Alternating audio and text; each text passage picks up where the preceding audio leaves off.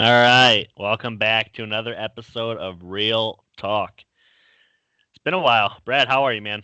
Yeah, we took a week off, just like the NFL, but I'm doing pretty good. The Super Bowl's super exciting from the neutral perspective. Yeah, man, I'm excited to talk about that. Obviously, there was a nice breaking trade that happened this past Saturday night, and we'll talk about little Matthew Stafford to the Rams, Yes. and we'll talk about the train wreck dumpster fire that is Deshaun Watson and the Texans organizational Just when we were bragging that situation. we had them all predicted right, it got worse than we thought it could ever go. Literally worse than we thought it could ever go. And it's funny because I've gone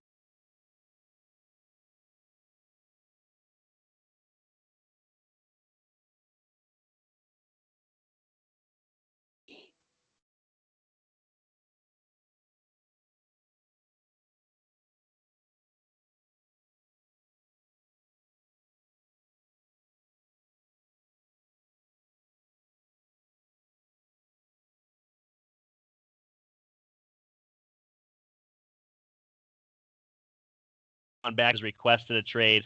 Um, Texans are saying they're not going to trade him. They're not. They're saying they're also not entertaining calls.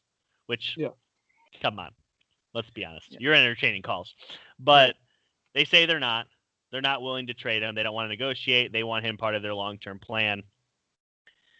They have gone out and signed as their head coach. Gosh, I'm terrible with names. Name's not worth it. I Re- don't re- remember it either. regardless of, he's also the passing coordinator for the Chiefs back in like 2014 when they never had a single wide receiver catch a touchdown pass, and he was also the offensive passing coordinator or whatever for the Ravens, who were dead last in Right. passing offense this year. So he's not exactly a passing guru. Let's not pretend he is. Deshaun Watson. Let's get to the facts before we go any farther, okay? Because there's a conversation to be had here. Deshaun Watson's coming off a pretty stellar season. He played all 16 games. All right, he passed for 4,823 yards, which was top five in the league. Number one, I believe. I think he won that.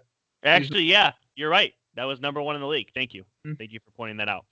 He also led the league from quarterback, obviously quarterbacks, but led the league in yards per attempt at 8.9. It was by far the most. He also had a 112.4 QB rating, which was second in the league, only behind Aaron Rodgers, who is probably the MVP this year. So, number one in a lot of categories, or number two in some categories, and had a really great season 33 touchdowns, only seven picks. Yeah, I believe they said he set an NFL record having 8 losses with a QBR over 100. It's stupid. Yeah, It's honestly stupid. that's crazy. He had more 20-yard plus completions than Patrick Mahomes. He had more 40-yard completions than Patrick Mahomes, who's kind of the standard bearer in those categories, right? Right. He had more than him in both of those categories. Um, he also did this on only 544 attempts, which Yeah, is we kind of talked about it before the season. When some people were doubting us on our predictions about the Texans doing so poorly, we kind of told people, we're like, we understand, you guys thinking the Texans are going to be better or winning these games just because of Deshaun Watson. We and just I think the fell into team those is, traps in the times yeah, too this season. and we think, I mean, I always thought the team was just too bad that they couldn't overcome it. So, and all the stats point to that. I believe the Texans led the league in yards per play as well as a team. It's just stupid. So, of all the guys that threw more passes than Watson, get ready for this: Jared Goff, Kyler Murray, Russell Wilson, Josh Allen, Patrick Mahomes, Justin Herbert, Ben Roethlisberger, Tom Brady, and Matt Ryan. Every single one of those guys threw more passes. Only one of them had less picks. Patrick Mahomes. He also played less games. I mean, he has almost half some of these guys. I mean, he had half the picks that Russell did. Yeah, I think we just had 4 minutes of Deshaun Watson's good. He's Like really good, he's and which bring fantastic. which brings us to the conversation. Right. And Yes, I absolutely. don't think this conversation could go much farther unless we ask this question: what is he worth? Everything. I That's everything. I think I think if there's no players involved, no players, Yeah, no players at all. he's worth 5 first-round picks. If there's Okay. no players involved. And I know some people think that's absolutely crazy, but it should be crazy. We've never had a quarterback as good as Deshaun at 25 just wanting out, and he can go to any team. He's on the table for any team. So when you start to incorporate players and maybe a few second-round picks, you could maybe, I think the least is 3. You're giving up 3 first-round picks almost no matter who you're giving up at quarterback, unless there's something even more crazy like Josh Allen or Aaron Rodgers or some actual his level quarterback, which I don't think is the case. I think there might be like 4 teams that aren't going for Deshaun Watson, maybe. I want to add, and I didn't even know this. I'm looking it up as we're talking here. He also added 444 yards on the ground at 5 yards a carry and 3 touchdowns. He had a pretty freaking great season. Yeah, he accounted for almost 5,500 yards. Like, absolutely out of this world great. And we're honestly batting an eye at trading unproven talent. And I understand first-round picks. I've gone over this, I believe, on the pod before. You should get 10 years out of them. So you should have the 5-year deal. It's the 4-year plus 1, right? So you accept the 5th year, and then that 5th year you can tag them, and then you can add another 4-year contract. That makes 10 years, okay? When you're giving up 4 10-year vets, I mean, yeah, it sucks to think of it that way.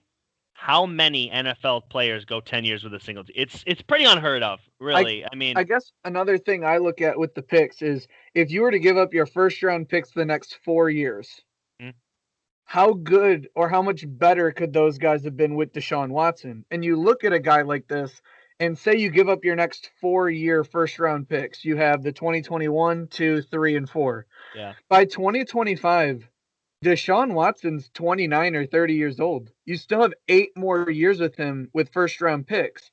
And you look at a team who I think is a no-brainer in being the Jets. Having $122 million open cap is basically like having first-round picks in terms of the veterans and free agents you're going to get at a time where it's shrinking. It's a perfect time for the Jets. But I talk about Deshaun Watson. I lagged out there for about 30 to 45 seconds when you were talking about Deshaun Watson at the beginning. And did you allude to the fact that Chris Sims reported that he's willing to sit out the season and not play? So Chris Sims, who is he's got connections in the league, and from sources he trusts, I mean, he said all this on the Cowherd show. From sources he trusts, Deshaun Watson is fully prepared to do what Le'Veon Bell did for the Steelers. If you don't trade me, I'm just not going to play for you. He's not going to wear the Texans uniform again. So I would have to assume that the Texans would have this done before the draft. If they do not make a deal before the draft, I would anticipate us losing a year of watching Deshaun Watson. From everything I've seen, I watch a lot of sports radio. I look up a lot of sports articles, and I'm sure some of you listeners do too. And I think you guys are all coming to the same conclusion I am. We're going to be robbed of a year or multiple from Deshaun Watson, or the Texans are going to trade him. I just think it's done there. They're going to lose JJ. They're going to lose Deshaun. And they're going to have to completely rebuild. With that being said, you're looking at a Texans team who could have 6 or 7 first-round draft picks in the next 3 or 4 years. So we're going to see a lot of players going there too. But in terms of Deshaun Watson, his time in Houston's done. And it'll be really interesting to see if it's the front runner Jets or Dolphins, or if some team comes out of the blue and just, throws 4 or 5 first rounders at him, and maybe an aging quarterback, young quarterback, or a defensive player, or anything really. But God, it's fascinating to watch because we've never seen anything like this. Yeah, I mean, obviously, it's pretty well documented. Unless you live under a rock, you know this. But he has a no trade clause. And at first, when this news came kind of breaking out, and it's like, well, he can kind of control where he goes. At this point, I think it's not so much that. I think Deshaun would honestly waive it for any team at this point. He just needs to get out of there. So any team can put in their best offer and have a shot at him at this point. By the way, just to clarify something, because I know I didn't know this, or I might still not. A no trade clause in a contract means the team can only trade you somewhere if you approve it. You have to waive it, yeah. Correct. So a no trade clause doesn't mean the player's not tradable. He is No tradable. trade call, right? A no trade clause means if they're like, we've agreed with the Jaguars on a trade, Deshaun Watson can say, I don't want to play there, and the trade will not go through. That's what Absolutely. that means. Okay. I Absolutely. just wanted to clarify, and for people listening, some people might not have known that, because I know when I hear no trade clause, I immediately go to, how are they going to trade a guy who can't be traded? No trade. Because Like it that's what. can't be against his will. Correct. Okay. So Yeah. they can't just ship him off to anywhere and get away with it. He has to approve the trade, basically, or the team. They're pretty rare, honestly. I mean, not a lot of people get them worked into their deal. And You don't expect to have to use them most of the time when you do work. yeah, You don't yeah. hear it. The crazy thing is like, so the Texans have signed Deshaun Watson to this record-breaking deal. It's second to only Patrick Mahomes at this point. And you're like, well, stop being selfish. I think there's a lot to this. Obviously, they lost Hopkins. Their coaching search has been an absolute train wreck, and a lot of people have argued, well, since when do players get invited to the coaching hire meetings? It's like come on, like we're not talking about just some we're not talking about Rex Grossman working on hiring the Bears head coach. This is Deshaun Watson. This is the best player your franchise has seen in a while, and obviously you have J.J. Watt and Hopkins that played for you, and he's still transcending above The those quarterback. guys. He's Quarterback a gives you quarterback. this. He's a stinking quarterback. Like, let's not pretend he's something he's not. He's a transcendental player. I just read you his stat line this year. I mean, And some people will say he shouldn't have that power. Clearly, the notion around the league is that he was lied to. He was told he would have that power when signing the contract, and that's probably made him excited. I'm going to be part of the rebuilding. I'm going to have a say in the quarterback and in the coaching and the GM search. Not say this is the guy, but when you get it down to three guys, let me give you my opinion on who I would prefer if you're up in the air. And they ghosted him on everything, so he's ghosting them now and telling them he's not going to play. So I think there's way too much behind the scenes than just to say he signed a contract, he should play. Like, there's just been so many, like you just kind of rolled your eyes. It's ridiculous when you start to really read article. If you're just someone who's seen some things that are shared and whatnot, go read an article about what's going on in the Texans organization. And I think it all started in about week 15 when J.J. Watt had that post game interview, and now you're seeing Andre Johnson and DeAndre Hopkins just, they're right, like, get out of there, like they don't do anything. I don't think it's if things get really ugly, I wouldn't be shocked if the next team to move and be bought, the owner sell the team, could be the Texans. They're one of the more recent organizations to pop up in the NFL. I think they came in the early 2000s, if I'm not mistaken. And I don't think it would be completely shocking if someone was to buy the team and move the location. And in the next 5 to 10 years, we could see a whole reboot if this thing truly gets ugly and they hold on to Deshaun Watson. He sits out games because no one's going to want to come to the games. No one's going to want to, they're going to lose too much if they don't get rid of Deshaun Watson. And they just sit on it to prove a point that, players should like their contracts and whatnot. I just think this has potential to get really ugly, but it can all go away super quick if they just trade him for Brinks truck. I mean, they're going to get so much if they trade him. And then who is the best receiver in the league coming out of the 2018 season? It was Hopkins from the Texans. Who is the best receiver coming out of the 2019 season? Hopkins again. Who is the best receiver going into the 2020 season? There's an argument to be made, but it was DeAndre Hopkins. So my point is, DeAndre Hopkins was traded this offseason. Do you remember what he went for? The 2nd and 7th? Stephon Diggs was traded this offseason. Did you remember what he went for? Like a first and I have something. it in front of me. A 1st-round pick, a 5th-round pick, a 6th-round pick, and a 4th-round pick. The Texans don't know what they're doing. Watson doesn't want to play for them anymore. To sit here and pretend that he should have to is honestly just asinine to me. It's almost like the team thought, well, we have Deshaun Watson, so we can just put kind of bums around him because he'll just make them better. Like, that was their thought. Yeah. Like, get rid of David Johnson, we'll get rid of DeAndre Hopkins, and Deshaun will just make it work. But then right. They weren't adding anything on the defense. Yeah. Who have the Texans added that's helped them? Yeah. Nobody. Defensively. Nobody. Because offensively, you can say stat lines, but it was Deshaun. Yeah. When they do lose Deshaun, they're gonna have the 1st overall pick. Let's talk about the guy that potentially reset the trade market this past weekend for quarterbacks. We'll segue right into that. Not Matt Ryan. Wow, Matt Stafford was traded to the Rams for Jared Goff, 2 future first-round picks, which I believe have now been announced as the 2022 and 2023. Yep. And then this year's third-round pick. Okay, so the things that they're going to see immediately, they're going to see a third-round pick and Jared Goff. And then you have, obviously, Matthew Stafford heading to the Rams. Let's talk about the obvious, the Rams. What do you think? Did they execute a good trade? Do you think this is an improvement? Like, where do you see them? I think the Rams upgraded at quarterback. Yeah. And it really seemed to be the only thing holding them back. Jared Goff was kind of a turnover machine.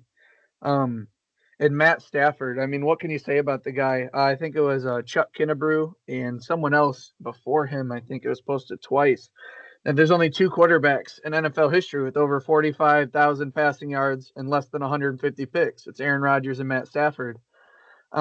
We always wondered, like Barry Sanders and Calvin Johnson, like what could they do if they went to a non-dysfunctional organization?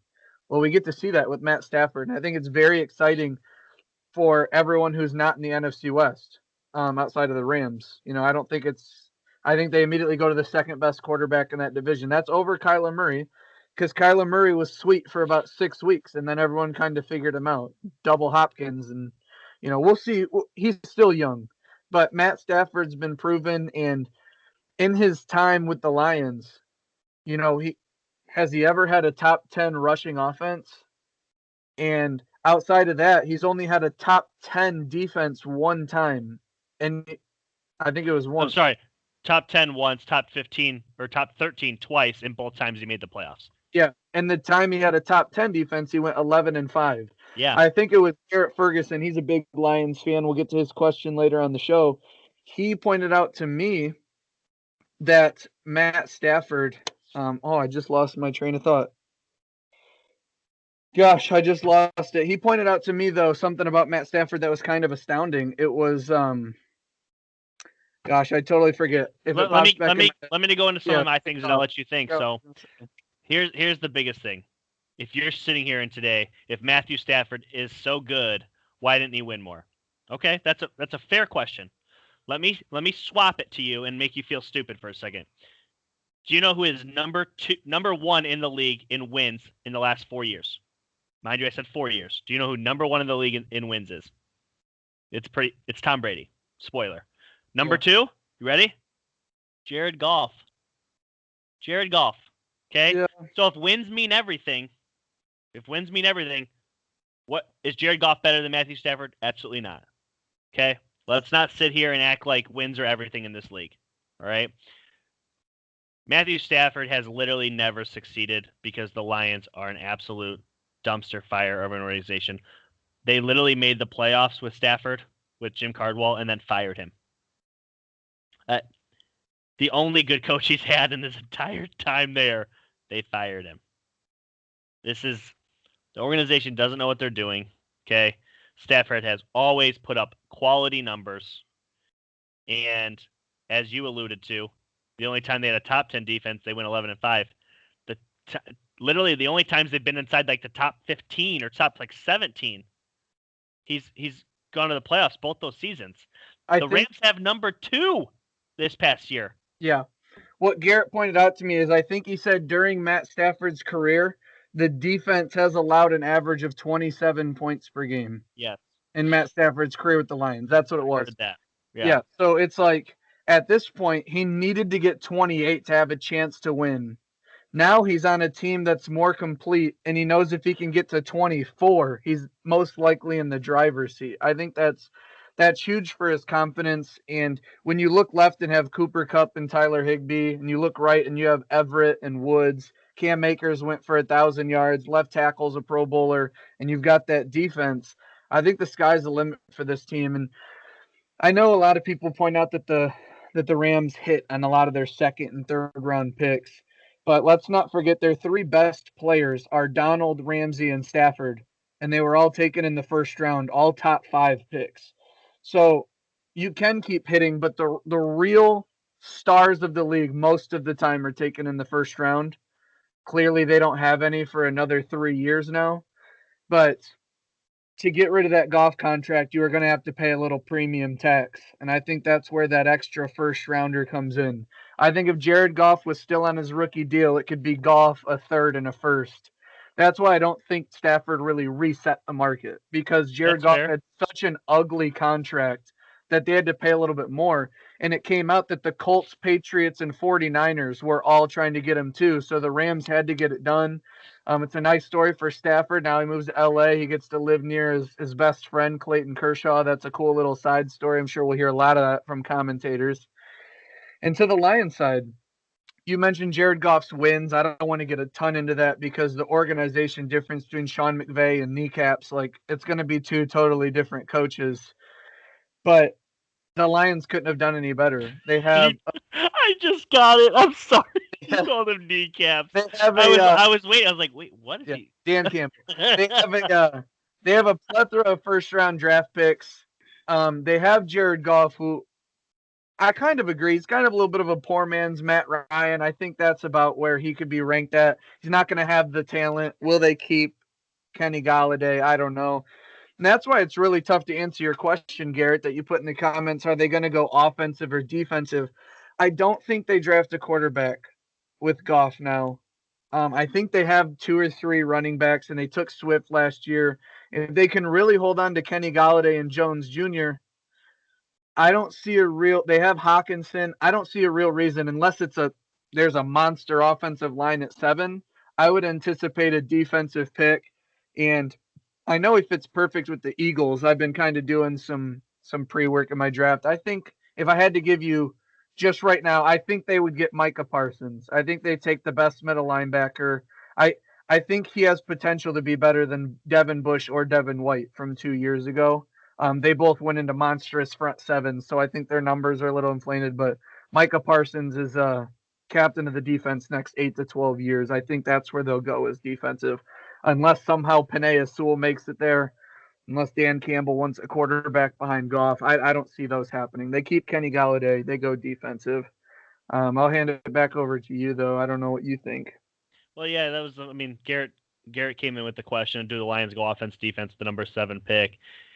And you answered it pretty money. I think they do need to address the defensive side of the ball, but I could see them wanting to, especially if they don't franchise tag Galladay, because they don't really have the money to sign him long term. They'd almost have to tag him.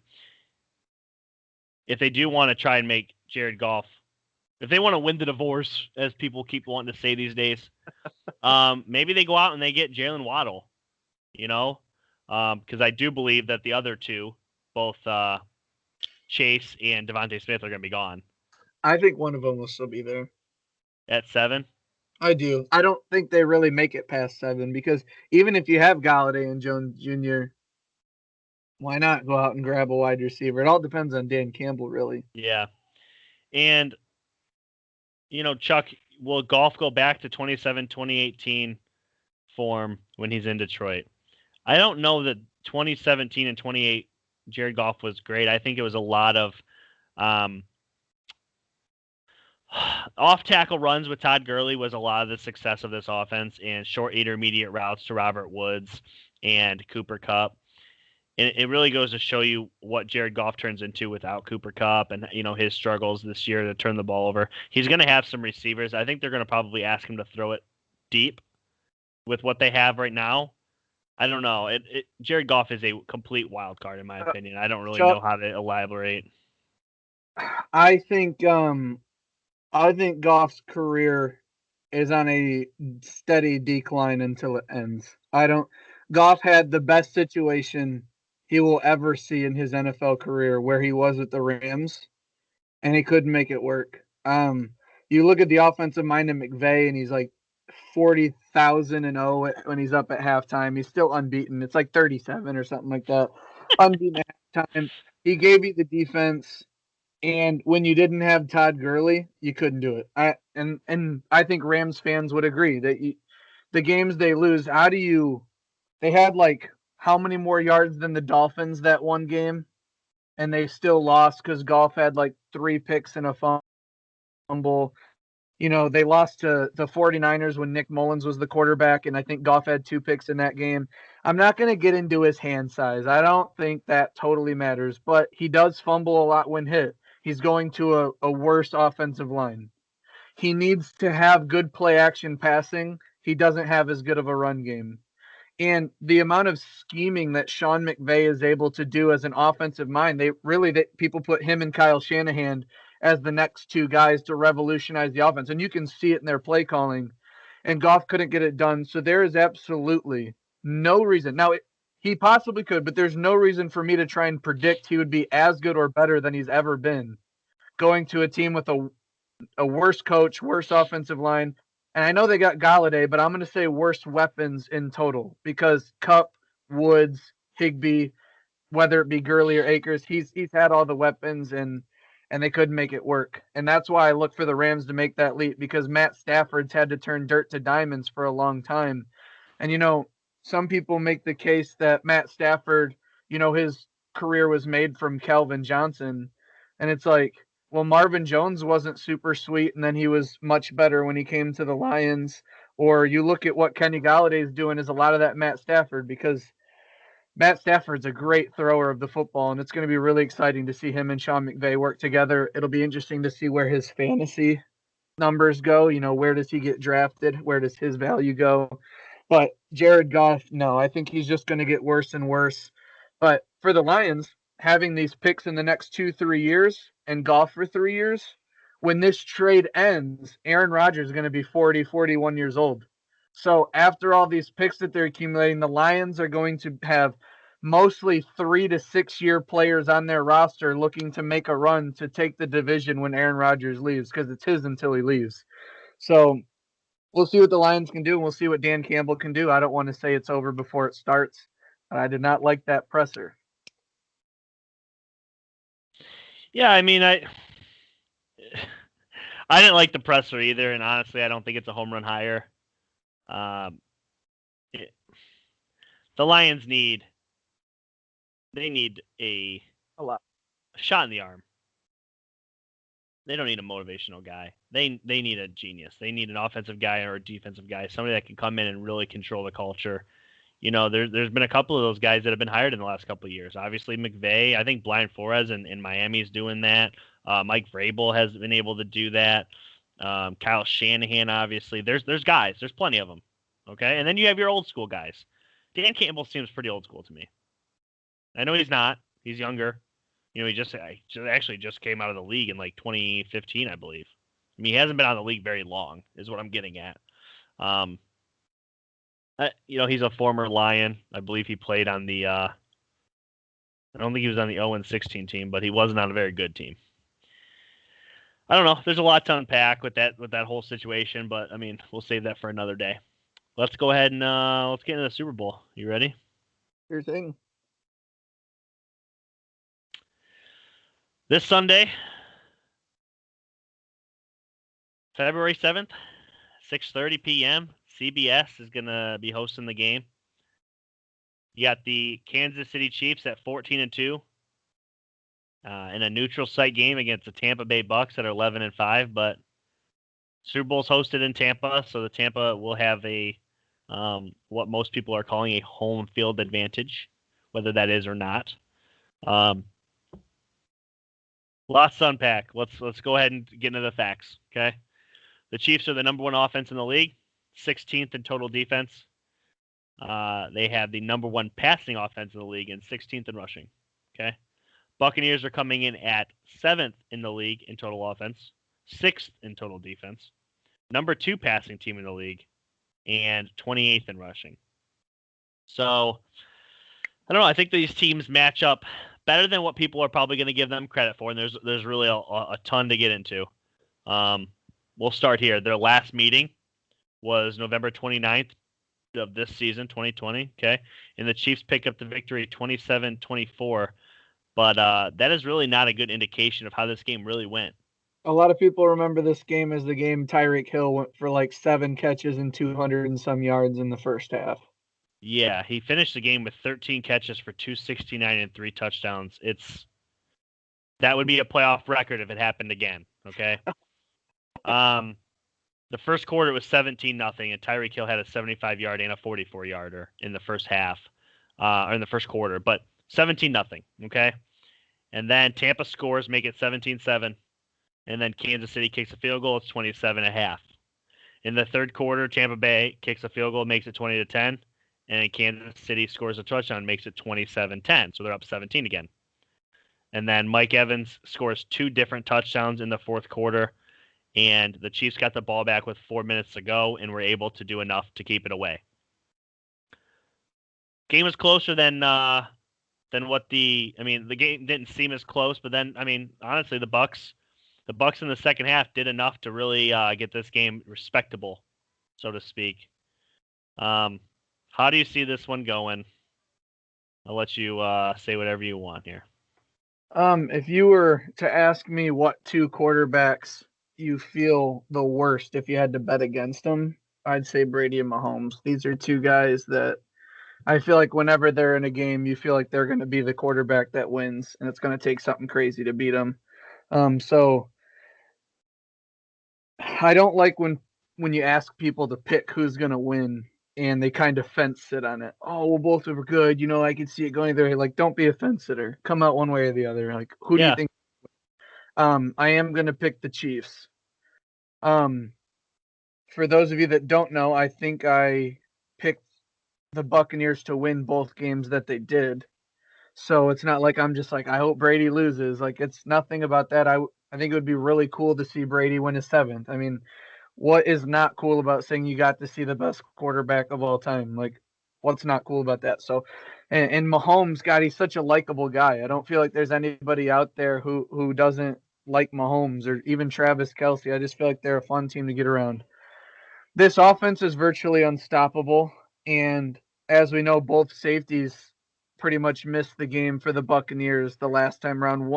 Winfield missed it. The other guy got hurt during the game. So their safeties, even if they played, they're not going to be full health, and their corners have struggled at times. And it doesn't seem like any team can really play, you can't stop the Chiefs. They're going to score their points. And on the other side, Brady's had turnovers in every playoff game this year. And I don't want to say that's worrisome, but if this was year 2 with Tampa, I think I would still feel better than year 1. I still feel like there's some weird errors that are happening on the offense at times. And I don't know if that's due to familiarity or scheme, but sometimes, Brady's thrown an interception against the Packers where I kind of like, Brady doesn't do that. He kind of just leaned back about to get hit, launched the ball up in the air, and the Saints and Packers weren't able to punish the Buccaneers for mistakes. The Chiefs will punish them for mistakes. So that's where I think the game's going to be won and lost. I don't want to sit here and say, oh, Brady's going to lose it for him, but I just think I feel more comfortable in the turnover battle favoring the Chiefs. And I'm just going to go ahead and put my final score. I think it's going to be a little scoregami-ish, but I'm going to go 37-24. I got the Chiefs by 13. I think they get it done. And when I watched the first matchup, because, come on, who didn't watch that Chiefs-Tampa game? Yeah. It kind of seemed like the Chiefs let off the gas there a little bit. And then when they needed to ice the game, it didn't seem like they struggled too hard to get those first downs.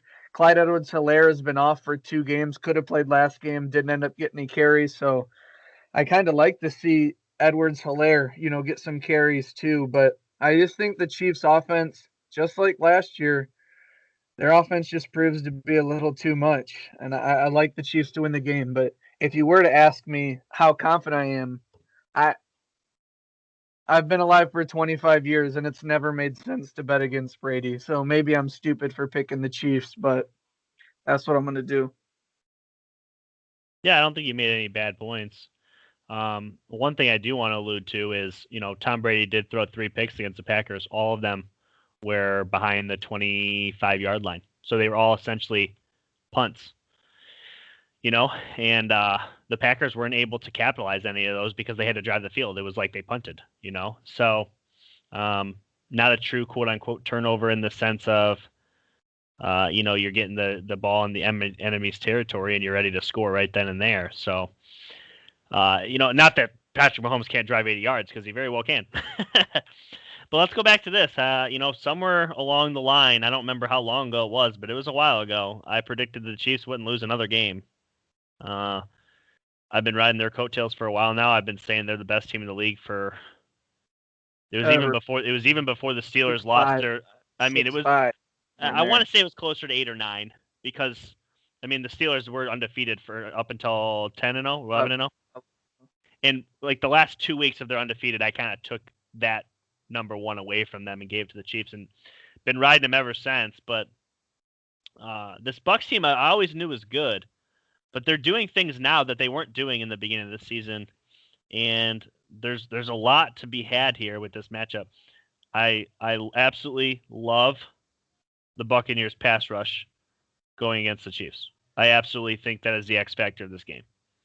Why is it the X factor? Because it was the X factor in the Packers game, and the Saints game, and the Washington game. And I mean, it outplayed the Washington pass rush, which obviously Washington's pass rush is elite. It outplayed the Saints pass rush, which is also pretty good. The Packers aren't really known for their pass rush, but I mean, it was dynamite. They got all over Rodgers. They forced the Packers to do things they hadn't done all year, turn the ball over, get, sacks on the quarterback. I don't know how healthy Mahomes' foot is, but I'm not going to assume he's going to be running all over the place. Not that he's really much of a runner anyway, but I really like the Tampa Bay pass rush to really inflict and impose their will, inflict some pain and impose their will. At the end of the day, this game 100% can go both ways. So I'm going to be a little bit of a fence setter in that sense, because it can. Let's not pretend it can't. It's the Super Bowl. It should be able to go either way. It should be able to. Yeah. But Tyreek Hill's not going to go for 270 again. 269 will work. He ain't getting that. That's good. He ain't getting 200 again. I'm not saying he's not getting 150 or 100, but he's not going to be. They're not going to blink and it's 27-10. Okay? And that 27-10 from the last game was the closest 27-10 I've ever seen in my life, because it didn't feel like it. It felt like it was 50-0. Watching that last game, it didn't seem close. This one will seem close. And at the end of the day, I said this at the Packers game that Tom would play his best game, and he had. But we still haven't seen a vintage Tom Brady game. That first half was great. That second half, not so great. Thank God they were all punts essentially on those picks. Otherwise, we might not be seeing the Bucs here. I don't know that Kansas City can run the ball, even though they had a better rushing offense than Tampa did this year. I don't think they can run the ball to the extent that they're probably going to need to in this game. And the Bucs don't really allow much of a rush anyway. For me, it goes one way. I think it's Bucs 30-27 last-second field goal, and Brady holds off Patrick Mahomes. Sammy Watkins, McCole Hardman, Tyreek Hill. I just think it's too much speed for that secondary. Travis Kelce. I don't think it would be crazy to assume that Kelce and Hill could still combine for close to 250 combined. I just think here's the thing: they don't do that. They don't do that on a regular basis. So to predict that is bold. Yeah, and I'm saying as long as you think that's bold, you're saying it as if it's just going to happen. You're making a bold prediction right there. Okay. Patrick Mahomes averages roughly 330-ish yards a game. I'm just saying I think Hill and Kelce will combine for well over 200 yards. Well, not well over, like anywhere from 2 to 250. Yeah. I mean, in the playoffs, when Patrick Mahomes has been playing both against the Browns and the Bills, it just seems like they move the ball so easily. And I get the Buccaneers defense is better and it's not those guys, but I don't know. As much as they've already played each other, so that's what makes it fun too. They've already got a little bit of a glimpse at each other, but I just don't like bet. It's an offensive league, and I don't like betting against this Chiefs offense. It's burned me twice this year already. And if the Bucs win, so be it. I'm not going to be hurt. And if the Chiefs win, I'm not going to be hurt or happy. But I think the Chiefs win, and I don't see any last-second heroics from either team. I think the Chiefs are gonna win it comfortably towards the end. I think they win by 10-14. I have it at 13, so that's just what I think. I think they go back-to-back. Yeah, I mean that's definitely not a crazy prediction. It could definitely I'm easily sure we happen. put up the poll on the Super Bowl day. I'm sure that sucker is going to be, Yeah, 50 it's chugging along. So from what I've heard from different talk shows or whatever is the all the money is on Kansas City, but there's more bets on Tampa Bay, which means the Joe Schmoes are taking the Bucks, the rich guys are taking the Chiefs. Um, it's only 3 points, so I mean, there's tons of money to be had, and it's going to be a close game. I understand. I mean, you don't think so, but um, I think it is, and I think the Bucks get it done. And at the end of the day, as good as this Chiefs team is, and I've been saying it for weeks, they're very good. I think the Bucks are just as good. They're they're in the Super Bowl. They're yeah, definitely and good at. the crazy thing is like everybody likes to poke their fun, but I mean, look at every playoff game that they've played so far. They were actually predicted to lose in most of them. A lot of people thought Washington would upset them. That game really wasn't. I mean, Washington made it fun, Well, I but it feel was like a lot never of in doubt. people. I feel like a lot of people, true, and just a little bit of defense, thought Washington was going to upset them, anticipating Alex Smith to be the quarterback. That's fair, yeah. And when Alex Smith But the goes pass out, rush, the yeah, pass rush posed a quote unquote threat. Okay, but that game absolutely. it was never really a doubt. And then the Saints game is as fun as that one. That really didn't ever get to a point where the Saints really were comfortably in a spot to win it. And the Packers game, shockingly, up until the fourth quarter, really wasn't all that close. It just seemed like it was like the Bucks could score when they wanted to. The Packers were having their offensive troubles. Obviously, those things ended up switching in the second half to make it a fun game. But I don't know. I think the Bucks they do enough. I think they'll do enough. I And just know last year the Chiefs played a team that was, had a good offense and a much better defense with the dominant pass rush in front seven. And the Chiefs offense is still able to pick up that shovel and bury people. And I yeah, just think it's going to be the difference. I think the secondary for the Buccaneers just isn't quite ready. I think the Chiefs do a lot with their screen game, their quick passes and stuff that they can slow down the pass rush enough. It's going to come down to turnovers. Who's going to have more? And just trying to look at the pattern a little bit. Brady's thrown 5 picks in his last 2 playoff games. He threw 3 against the Saints, 2 against the Packers, I believe. he didn't throw any against the Saints. Am I thinking of the regular season game then? Yeah. He threw 2. He threw 2 last game, and they didn't look great. And that was I don't know. I don't know. I guess I haven't liked the way I've seen Brady play. The team has won, and they've done good enough. I just think that their loose turnovers. I mean, like we kind of said after the Packers game, we were kind of like the Bucks gave them every chance to win, they just couldn't do it. If we sit here and say the Bucks gave the Chiefs a chance to win it, I think they do it. So I think the margin of error is so much smaller for the Buccaneers, but certainly their progress to this point resets our expectations for next year.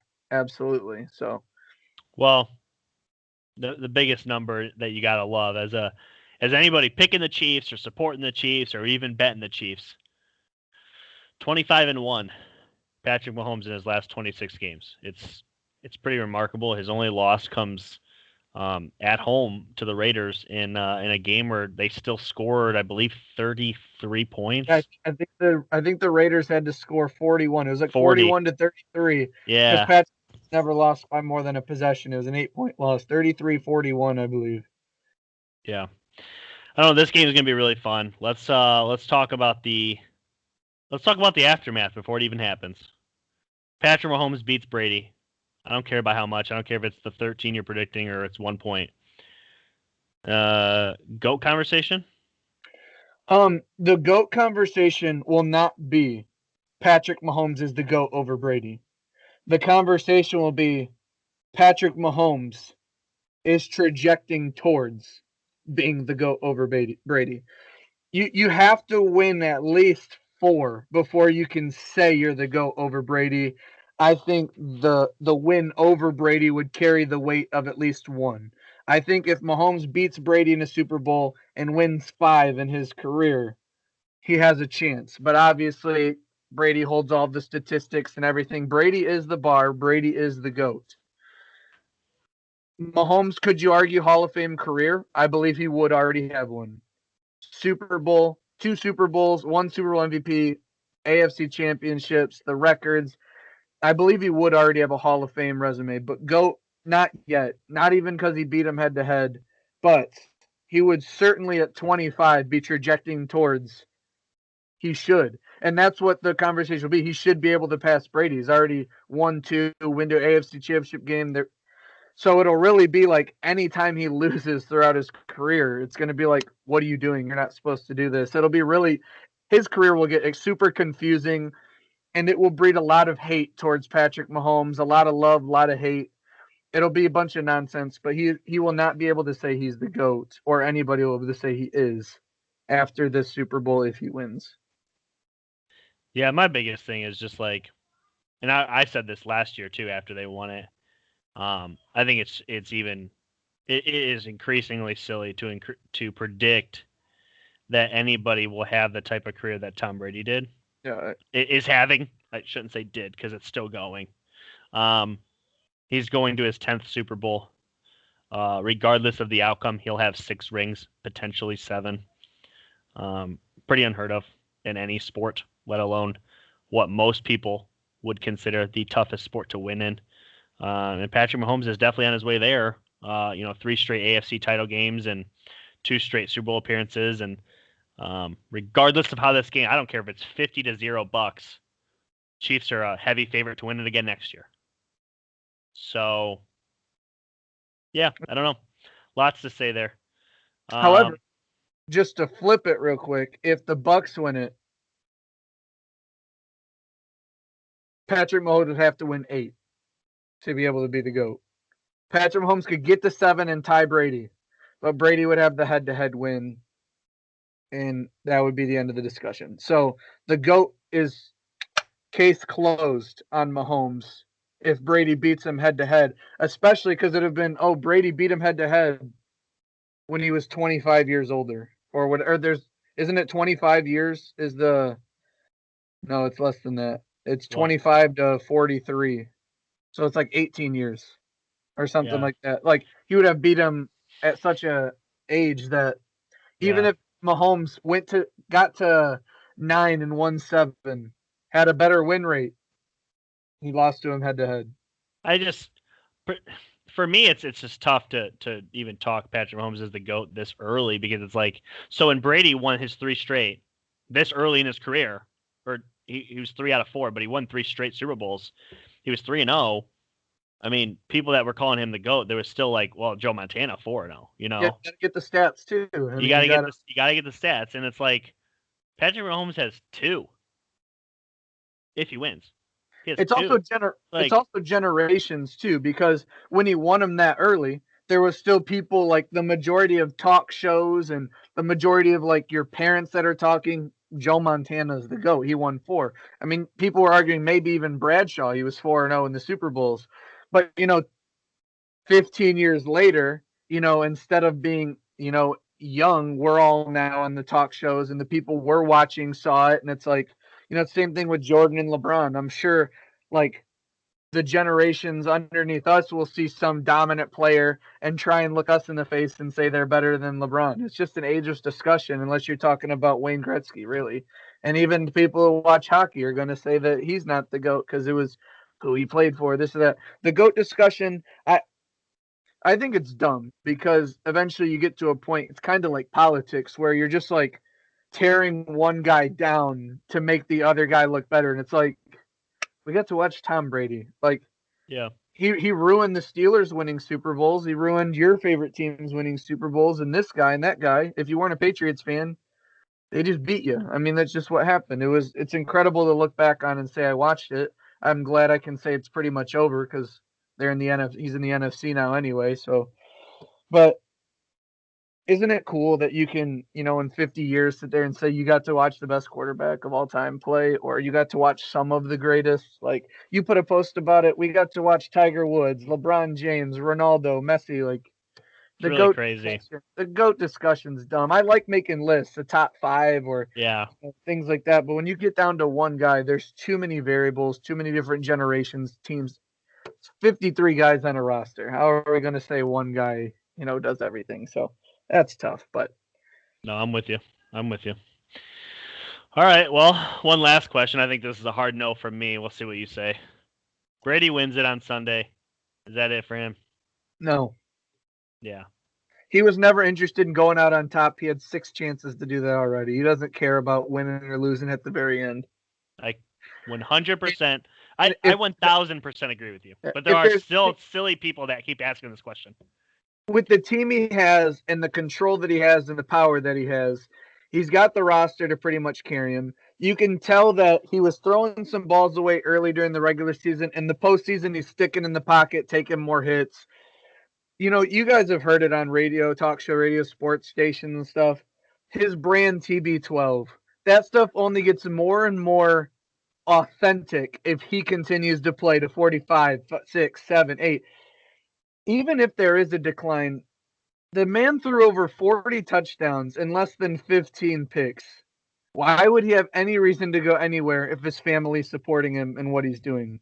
And his family seems to back him 100%. Heck, his son was at the game. It's not like they have to. And with COVID, doing the online training at home and stuff, he's probably with his family even more than when he can be any other time. So, name me one realistic. The only reason someone could have is, well, he could go out on top.